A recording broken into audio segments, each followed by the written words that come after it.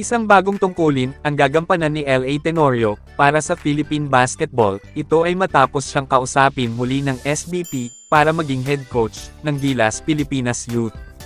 Dati na itong inalok kay LA, ngunit tinanggihan niya ito. Sa pangalawang pagkakataon ay muling sinubukan ng SBP kasama si San Miguel Sports Director Al Francis Chua na kumbonsihin si LA na maging bagong head coach ng Gilas Youth. Sa pagkakataong ito, ay pumayag na din ang veteranong gwardiya ng Hinebra. Inamin ni PBA playmaker, LA Tenorio, na nakaramdam siya ng pressure sa paggabay sa juniors basketball program ng national team.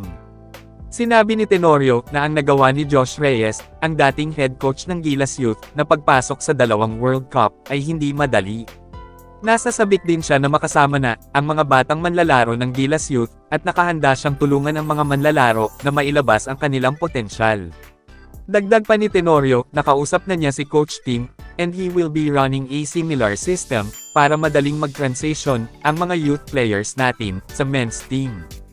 Samantala, pagkatapos nga ng anunsyo kay LA Tenorio bilang bagong head coach ng Gilas Youth, ay ibinalitan na rin ng Samahang Basketball ng Pilipinas, o SBP, na si Al Francis Chua, ang magiging team manager ng Gilas Men at Gilas Youth.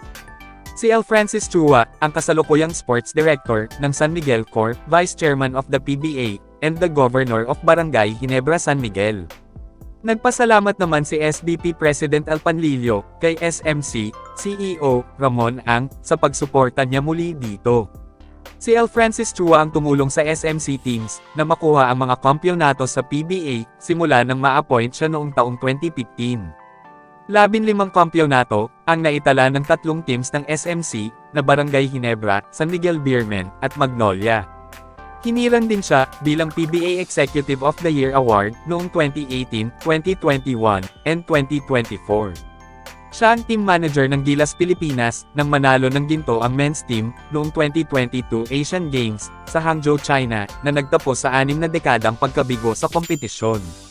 Sinabi ni Al Francis Chua na nagpapasalamat siya kay Boss RSA sa pagbibigay sa kanya ng basbas na kumuha ng isa pang tungkulin at looking forward din siya na makatrabaho si Coach Tim at LA. Mag-subscribe na at huwag kalimutang mag-like para sa mas marami pang sports update.